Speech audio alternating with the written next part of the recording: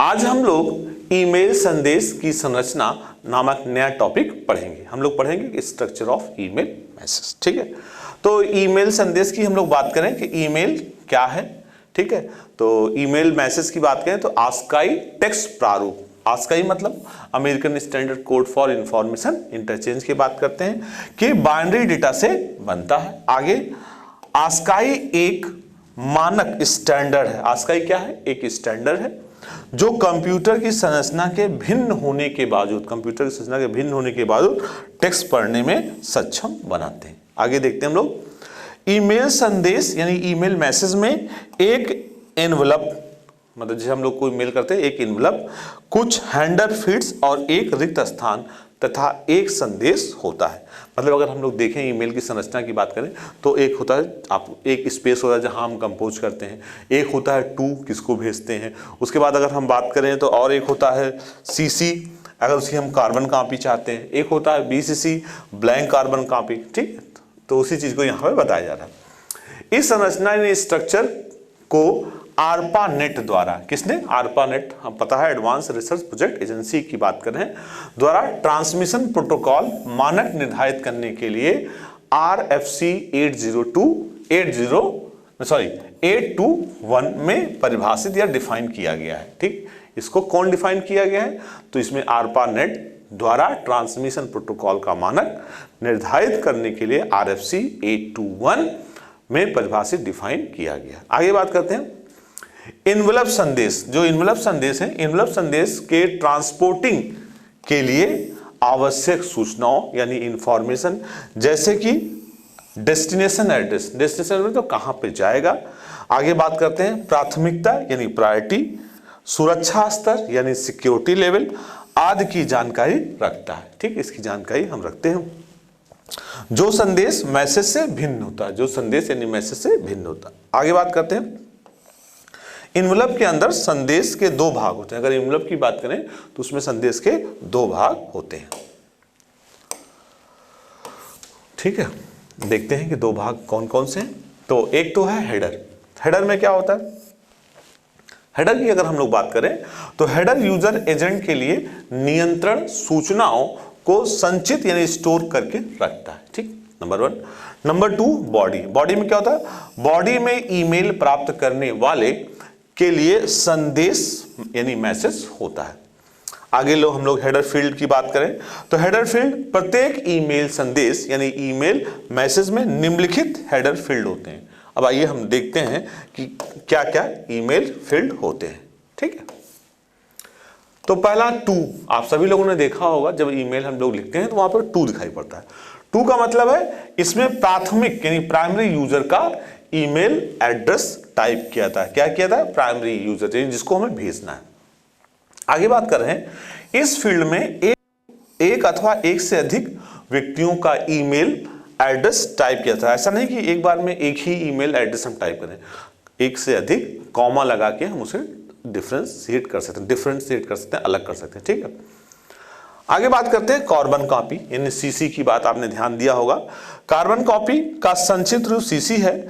किसी संदेश यानी मैसेज को एक या एक से अधिक व्यक्ति को भेजने के लिए ईमेल पता है। ठीक है, यानी हम सीसी कार्बन कॉपी की मदद से एक या एक से अधिक को भेज सकते हैं। ठीक है, तो आगे बात कर रहे थे ईमेल को कार्बन कॉपी कॉलम में लिखते हैं। ठीक, आगे है बीसीसी। बीसीसी का पूर्ण रूप अगर फुल फॉर्म की बात करें ब्लाइंड कार्बन कॉपी। क्या है? ब्लाइंड कार्बन कॉपी मतलब अच्छा से सीसी में क्या होता है कि वो जो प्राप्त करता है उसको पता चल जाता है कि किसको कहाँ भेजा गया है, लेकिन ब्लाइंड वाले में इस चीज को नहीं पता पड़ता। ब्लाइंड वाले में केवल वो जान पाता है कि उसको ही भेजा गया और उसके साथ किसको भेजा गया ये नहीं जान पाता। ठीक, इसमें प्राप्तकर्ता को यह नहीं पता चल पाता कि यह संदेश अन्य किसी पते पर भेजा गया। अगर ये हम नहीं बताना चाहते कि भैया हम ये नहीं जानते कि तुम जानो बस तुम्हें ही मिला है और किसी को नहीं भेजा गया है, तो इसके लिए हम लोग बीसीसी का प्रयोग करते हैं।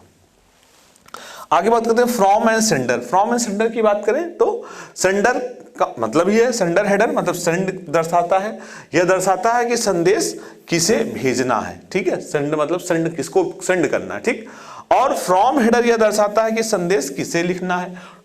ठीक है, तो फ्रॉम में होता है कि मतलब कौन भेज रहा है और टू मतलब किसको भेज रहे हैं। ठीक है, तो फ्रॉम तथा सेंडर फील्ड में जाने वाली प्रविष्टियां अलग अलग हो सकती हैं। भाई फ्रॉम किस, भाई बिल्कुल आप सेम भी कर सकते हो, आप खुद को भी आप ईमेल भेजना चाहो तो आप खुद को भी ईमेल भेज सकते हो, ठीक है। टू में भी अपने को रख दो, फ्रॉम में भी अपने, तो ऐसा कुछ नहीं है कि आप अपने को नहीं भेज सकते, ठीक, लेकिन जनरली अलग अलग ही होता है। आगे बात करते हैं एड्रेस बुक। तो एड्रेस बुक क्या है, नाम ही है कि बुक है, मतलब कुछ रखेगा। तो एड्रेस बुक की बात करें तो एड्रेस बुक में ईमेल पतों को संचित यानी स्टोर किया जाता है, ठीक, उसे ईमेल एड्रेस को स्टोर करते हैं। आगे बात करते हैं एड्रेस बुक में संचित स्टोर ईमेल पते को दोबारा टाइप करने की आवश्यकता नहीं पड़ती। अगर आपने उसको एड्रेस बुक में डाल रखा है तो जैसे ही आप वहां जाओगे वहां स्टोर होगा, आपको टाइप करने की कोई जरूरत नहीं है। सेलेक्ट कर टू सीसी तथा बीसी कॉलम में डाला जा सकता है, मतलब टू या सीसी या बीसी में हम उसको डाल सकते हैं। आगे बात करते हैं ईमेल स्पैम। ईमेल स्पैम क्या है, तो स्पैम का मतलब होता है अनसॉलिसिटेड बल्क मेल या जंक मेल, मतलब ऐसे अननेसेसरी मेल जो कि आपके लिए इंपॉर्टेंट नहीं है। कई कंपनियां अपने प्रचार के लिए, एडवर्टीजमेंट के लिए लगातार भेजती है। वो जरूरी नहीं कि आपको उन्होंने नहीं भेजा है, बल्कि वो बल्क मैसेज है। वो जितने भी ईमेल पते होंगे वो इंटेंट टू आपको नहीं है, ठीक है, लेकिन वो बल्क में है तो आपके पास अननेसेसरी के इकट्ठा हो जाता है। Bulk mail and junk mail के नाम से भी इन्हें जानते हैं। इसके द्वारा अवांछित ईमेल संदेशों को हम अनेक व्यक्तियों के ईमेल पते पर भेज सकते हैं, मतलब बहुत से लोगों को भेज सकते हैं। स्पैम भेजने वाला विभिन्न प्रकार के स्रोतों से ईमेल पतों को प्राप्त करता है, ठीक है, मतलब डिफरेंट लोगों को हम भेज सकते हैं, ठीक है। आगे हम देखते हैं थ्रेड। थ्रेड क्या है, व्हाट इज थ्रेड? इंटरनेट पे इलेक्ट्रॉनिक डिस्कशन फोरम, ठीक है, क्या है, में उपयोगकर्ता द्वारा अलग अलग विषयों पर चर्चा आरंभ करना थ्रेड कहलाता है, ठीक है। यानी क्या है थ्रेड, क्या है थ्रेड? एक इंटरनेट पर डिस्कशन फोरम है जिसमें अलग अलग विषयों पर जो चर्चा का आरंभ करते हैं उसे थ्रेड कहते हैं। इस विषय पर किए गए पोस्ट तथा उनके रिप्लाई, अगर जो पोस्ट करते हैं उनके रिप्लाई के संयोजन, एक कॉम्बिनेशन द्वारा नए थ्रेड का निर्माण होता है, इससे नया थ्रेड बनता है। आगे बात करते हैं न्यूज ग्रुप, ठीक है। न्यूज ग्रुप क्या होता है, what is the news group? तो उपयोगकर्ता यानी यूजर द्वारा इंटरनेट पे किसी विषय में अपने विचार, अनुभव तथा किसी सूचना यानी इंफॉर्मेशन आदि को व्यक्त करने के माध्यम को न्यूज ग्रुप कहते हैं। क्या बोलते हैं इसको? इसको बोलते हैं न्यूज ग्रुप। इसे इंटरनेट पर आधारित डिस्कशन फोरम कहते हैं। क्या बोलते हैं? इसे डिस्कशन फोरम, एक तरह से डिस्कशन फोरम है। आगे बात करते हैं यूजनेट। यूजनेट इसका उदाहरण है। यूजनेट क्या है? यूजनेट डिस्कशन फोरम का उदाहरण है, ठीक। आगे हम इस बात को और समझते हैं। चैटिंग। चैटिंग बड़ा पॉपुलर है आज। चैटिंग है क्या? चैटिंग का मतलब होता है बातचीत करना, वही चीज है यहाँ पर। कंप्यूटर द्वारा दो या दो से अधिक व्यक्ति आपस में इंटरनेट सेवा से जुड़कर जो बातचीत करते हैं उसे चैटिंग कहते हैं। चैटिंग मतलब बातचीत करना।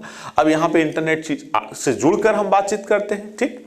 आगे है, इसमें उपयोगकर्ताओं यानी जो यूजर्स होते हैं, उपयोगकर्ताओं का कंप्यूटर पर उपस्थित होना आवश्यक है। मतलब अगर जो आपस में बातचीत कर रहे हैं वो किसी न किसी कंप्यूटर से जुड़े होने चाहिए और इंटरनेट से। इसका प्रमुख उदाहरण है internet relay chat. Internet relay chat में हम चैटिंग करते हैं। इंटरनेट रिले चैट इंटरनेट के माध्यम से रियल टाइम चैटिंग की सुविधा प्रदान करता है। इसमें हम रियल टाइम चैटिंग करते हैं। क्या करते हैं? इसमें रियल टाइम चैटिंग करते हैं, मतलब रियल टाइम हम बातचीत करते हैं, ठीक है। आगे हम लोग देखते हैं टेलनेट और रिमोट लॉगिन, ठीक।